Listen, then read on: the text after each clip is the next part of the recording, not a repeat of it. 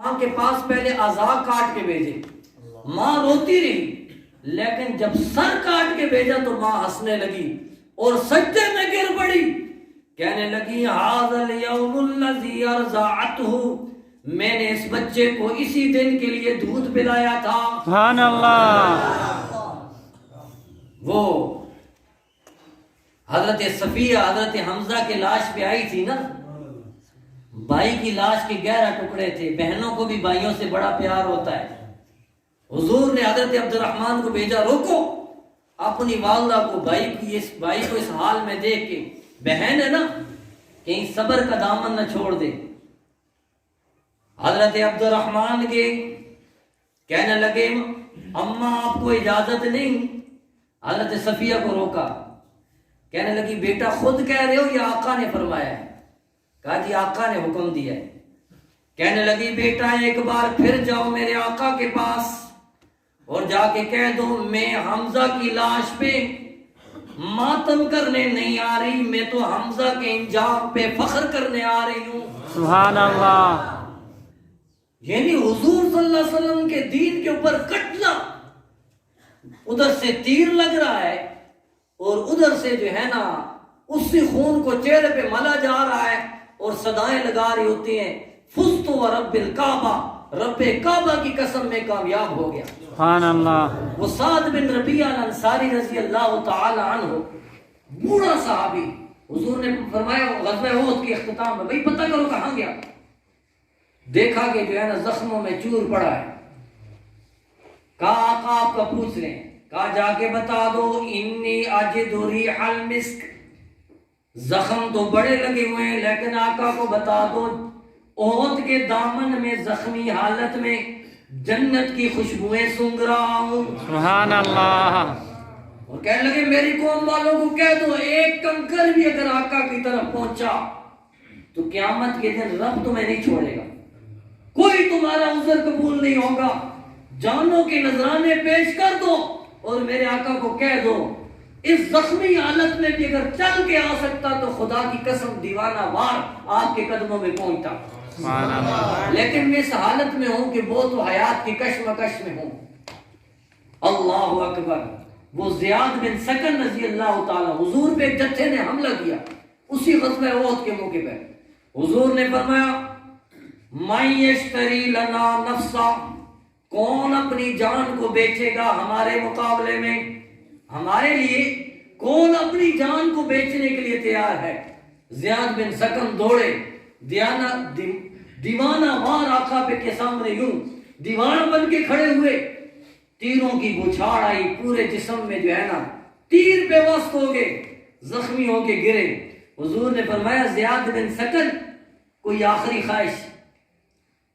ایک صحابی کو کہنے لگے میرا چہرہ اٹھا کے حضور کے پاؤں پہ رکھ دو، اپنے عمل سے یہ کہنے لگے آپ کے قدموں میں جان نچھاور ہو جائے، قربان ہو جائے، سب کچھ زیاد بن سکن کا جی ہے۔ سبحان اللہ۔ یہ ہے نا ایمان۔ اور حضور نے ایمان کا اور اپنے ساتھ محبت کا، عاشق ہونے کا دوسرا پیمانہ یہ بتایا، میں نے یہ حدیث پہ تلاوت کی ہے کہ لا یؤمن احدکم حتی یکون ہواہ تبعا لما جئت بہ، اس وقت تک کوئی مومن نہیں ہو سکتا جب تک اپنی خواہشات کو اس کے تابع نہ بنا دے جو کچھ میں لے کے آیا۔ یعنی ایک طرف میرا دین اور ایک طرف رسم و رواج۔ میں اور آپ ذرا سوچیں نا، ہم ٹھیک ہے ہندوستان میں ہندوؤں کے ساتھ رہیں، 74 سال گزر گئے پاکستان بنے ہوئے بھی، ہندوؤں کو چھوڑے ہوئے بھی، لیکن ہم نے ان کی ہندوانہ رسمیں اتنی پکی، خاص طور پہ خوشیوں اور غمیوں میں ہم مناتے ہیں اتنے اہتمام سے کہ تصور بھی نہیں کیا جا سکتا۔ کیا کبھی سوچا ہے کہ حضور صلی اللہ علیہ وسلم نے نکاح کیسے کیے، 11 شادیاں کیسے کی، صحابہ کی شادیاں کیسے ہوتی تھیں، حضور صلی اللہ علیہ وسلم کی بیٹیوں کی شادیاں کیسے ہوئیں؟ کبھی کسی نے جاننے کی کوشش کی ہے کہ ہم مسلمان ہیں، ہمارے لیے ہندوانہ رسمیں نہیں، محمد رسول اللہ کی شریعت ہے۔ اور صحابہ کرام رضوان اللہ تعالی علیہم اجمعین، وہ حضرت عثمان رضی اللہ تعالی عنہ قربان جاؤں ان کی عظمتوں پہ، حضور کے قاصد بن کے گئے، حضور کے قاصد بن کے صلح حدیبیہ کے موقع پر سفیر بن کے وہاں مشرکین مکہ سے میٹنگ ہونے لگی کہ مسلمان جو آئے ہیں نا آپ سے لڑنے نہیں آئے، وہ تو عمرہ کرنے آ رہے ہیں۔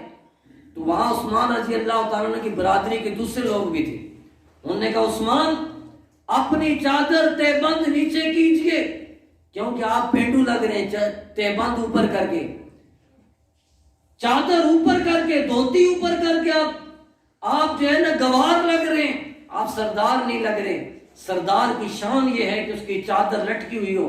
آپ سر عثمان نے کہا میں سردار لگوں یا نہ لگوں، میرے کانوں میں اللہ کے نبی صلی اللہ علیہ وسلم کا وہ فرمان گونج رہا ہے، ما اسفل من الکعبین من الازار فی النار، کہ ٹخنوں کا وہ حصہ جو پاجامہ کے نیچے آئے گا وہ جہنم میں جائے گا۔ میں سردار لگوں یا نہ لگوں، مجھے ہر چیز سے عزیز حضور صلی اللہ علیہ وسلم کا فرمان ہے۔ یہ دیکھیں نا، عثمان اب جان بھی قربان، مال بھی قربان، بچے بھی قربان، سب کچھ صحابہ قربان کرے۔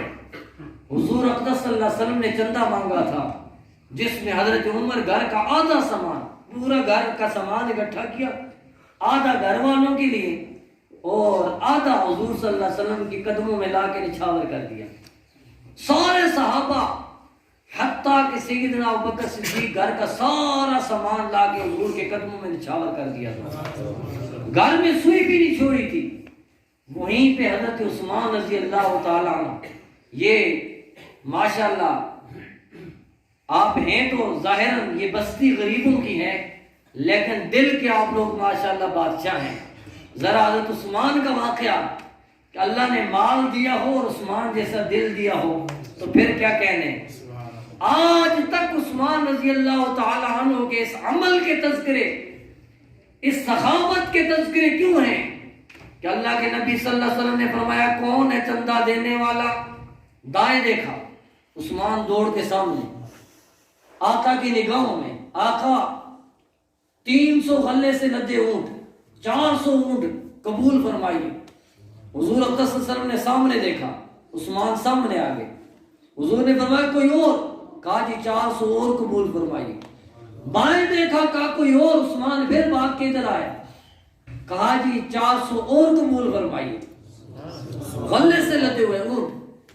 حضور اقدس صلی اللہ علیہ وسلم خوشی سے عثمان کو دعائیں دے رہے تھے، فرمایا آقا یہی بس نہیں بلکہ 70 جنگی تربیت یافتہ گھوڑے بھی قبول فرمائیے۔ سبحان اللہ۔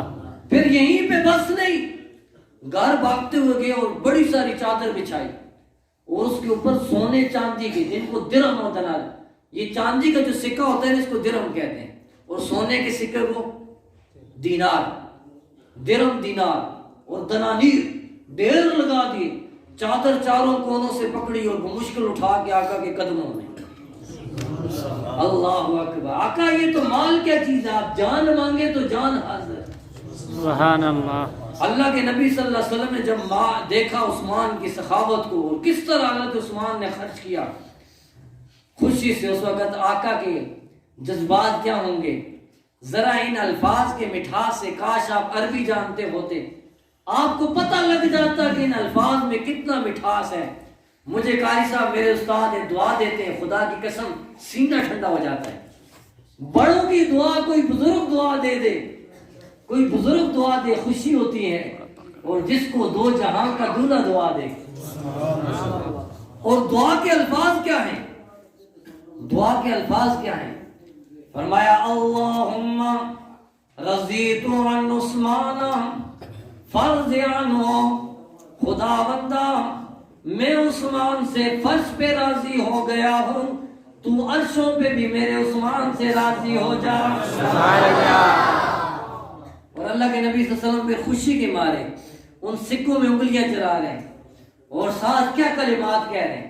ہم خوشی کے موقع پہ ہمارے زبان پہ بھی کچھ کلمات آتے ہیں، باپ بھی خوش ہو کے اپنے بیٹے کو پیار سے کچھ نہ کچھ کہہ رہا ہوتا ہے۔ بیٹے، بچے جوان بیٹھے، اپنے والدین کا، اپنے استادوں کا دل خوش کیا کرو۔ خوشی کی جو دعا ہوتی ہے، خدمت کی جو دعا ہوتی ہے نا، ایک بزرگ اپنی زبان میں، ہماری زبان ہے ان کو ہے، فرماتے تھے کہ خدمت کی دعا چمے مار دی، وہ ایک پکڑتی ہے خدمت کی دعا، اس وقت جو دل کی کیفیت ہوتی ہے. حضور اقدس صلی اللہ علیہ وسلم جو ہے نا وہ انگلیاں چلا رہے ہیں اور فرما رہے ہیں ما ذر عثمان ما عمل بعد هذا اليوم، آج کے بعد کوئی چیز میرے عثمان کو جنت جانے سے نہیں روک سکتی. میرا عثمان کنفرم پکا جنتی ہے. اللہ اکبر.